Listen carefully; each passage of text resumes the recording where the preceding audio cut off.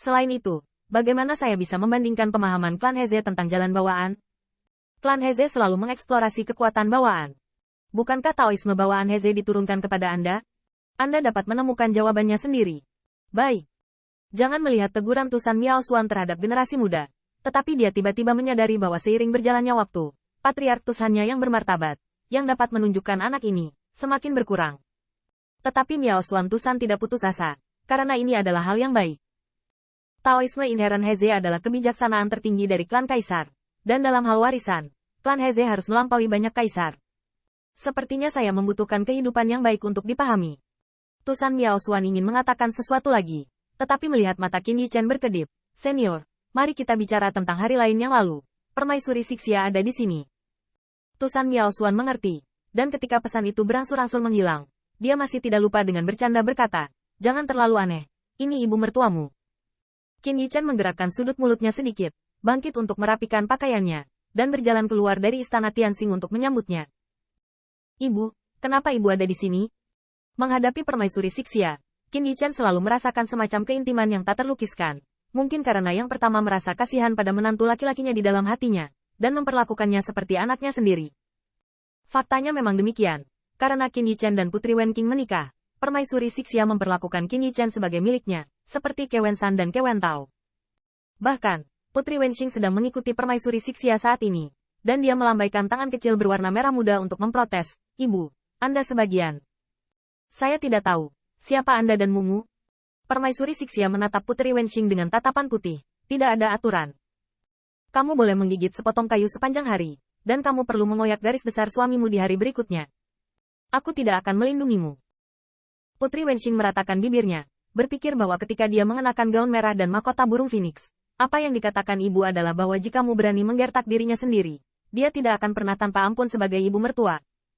Berapa tahun telah berlalu sejak, bagaimana dia berubah pikiran? Setelah ibu dan putrinya bermain-main, dia melihat permaisuri Sixia memegang mangkuk batu giok dengan cahaya keemasan yang bersinar di dalamnya. Tianxing, ibuku telah memurnikan banyak emas dan harta karun khusus untukmu untuk menambah tubuhmu.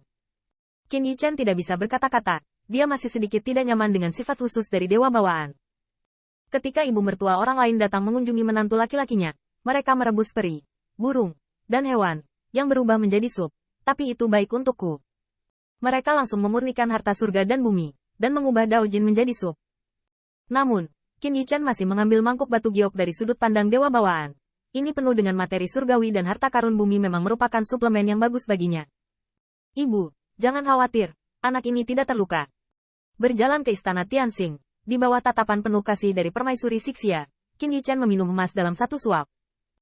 Qin Yichen juga dapat melihat bahwa permaisuri Sixia sepertinya tidak memiliki apa-apa lagi dalam perjalanannya. Dia hanya sebagai seorang ibu yang mengunjungi anak-anaknya. Sambil meminum sup, permaisuri Sixia meraih tangan Qin Yichen dan bergumam, Tianxing, saat kamu pergi, kamu hampir menakuti pikiran ibumu. Kekhawatiran permaisuri Sixia datang dari lubuk hatinya, meskipun dia menikah dengan Kaisar Dike. Meskipun dia sudah tidak diketahui publik selama bertahun-tahun, dia tidak diragukan lagi adalah kekuatan besar di alam surga Kaisar. Raja Meteorit Liar terbangun. Kaisar Langit terakhir dari klan Heze tewas dalam pertempuran. Dan dunia jiwa naga keluar, yang semuanya merupakan peristiwa yang menghancurkan bumi. Dan Qin Yichen ada di dalamnya, menyaksikan dan bahkan berpartisipasi dalam setiap sensasi hebat. Bagaimana permaisuri Sixia tidak khawatir? Tubuhmu sekarang mengalir dengan darah Heze, dan saat kamu menyentuhnya, sepertinya menjadi lebih hangat dari sebelumnya. Sendok di tangan Qin Yichen bergetar, merasakan Sixian yang berarti sesuatu. Qin Yichen mengangkat kepalanya dan perlahan berkata, Ibu, apakah kamu juga berpikir bahwa anak itu seharusnya tidak mengambil kesempatan dari klan Heze? Untuk beberapa alasan, jika menghadapi Kaisar Ke, bahkan jika dia mengobrol seperti menantu, Qin Yichen akan memilih untuk tetap tidak berubah dan menanggapi semua perubahan. Menunggu Kaisar Ke bergerak, dia akan menemukan cara untuk menghadapinya.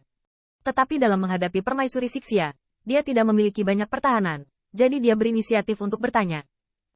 Permaisuri Sixia tersenyum mendengar kata-kata, bocah bodoh. Kenapa kamu masih harus mengatakannya? Qin Yichen berkata dengan jujur, aku mendapat darah Heze, dan Kaisar Langit ingin memotongku. Bahkan tetua agung dari klan Kunpeng berkata bahwa aku bertindak sembrono. Ibu, mungkin kamu juga berpikir begitu?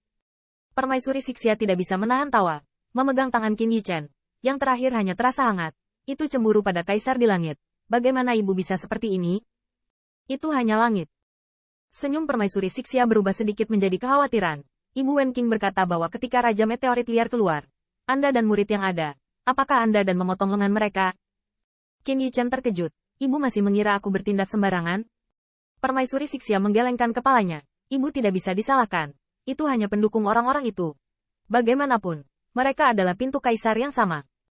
Qin Yichen tersenyum, dan meletakkan telapak lainnya di punggung tangan Permaisuri Sixia. Ibu, kekhawatiranmu. Anakku mungkin mengerti, atau mungkin masih ada di dunia. Bagaimanapun, anak-anak selalu bertingkah seperti ini. Ayahnya menghargai aku dan memujiku, jadi aku akan bertarung demi ayah dan surga. Kesempatan suku Heze diberikan kepadaku. Jika seseorang menindas suku Heze, anak itu tidak bisa diam saja. Permaisuri Sixia sedikit terharu. Dia menghela nafas sedikit. Dia tidak kecewa. Dia bahkan tidak menyalahkannya. Lagi pula, di matanya, dia baru berada di WTO sekitar 20 tahun, dan tidak ada salahnya mengambil kasih sayang sebagai prinsip perilaku, bahkan harus seperti ini. Keberadaan mengerikan itulah yang membuat Permaisuri Sixia harus khawatir. Setelah beberapa salam lagi, Permaisuri Sixia berkata, Tianxing, dalam warisan klan Heze, pernahkah Anda memberitahu Anda bagaimana membangkitkan dunia rahasia darah Heze? Qin Yichen terkejut, darah Heze? Misteri. Iya. Permaisuri Sixia mengangguk dan melihat wajah Qin Yichen kosong. Dia tidak bisa menahan tawa. Hampir lupa. Tianxing, Anda adalah dewa bawaan, dan Anda tidak tahu kekuatan darah. Semua ras, terutama para kaisar, memiliki kekuatan garis keturunan sebagai satu-satunya tempat yang dapat melampaui dewa bawaanmu. Meskipun darah itu murni dan murni, darah kami memiliki warisan yang panjang, dan bahkan nenek moyang kami memiliki kekuatan untuk membuka dunia. Dan kekuatan ini mungkin tersembunyi dalam garis keturunan masing-masing, menunggu kita untuk membuka dan membuka. Mata Dewa Qin Yichen terpana. Dia adalah dewa bawaan, tetapi dia juga memiliki tubuh yang diperoleh. Namun, tidak peduli apakah itu darah ras manusia atau darah naga sejati, dia tidak pernah sepenuhnya terbangun, jadi tentu saja dia tidak akan tahu kekuatan darah. Ibu, ranah rahasia garis keturunan yang kamu katakan? Bagaimana membukanya? Kekuatan besar apa yang ada di sana? Permaisuri Sixia, Zumei mengerutkan kening. Hal pertama yang membuka ranah rahasia garis keturunan adalah darah murni.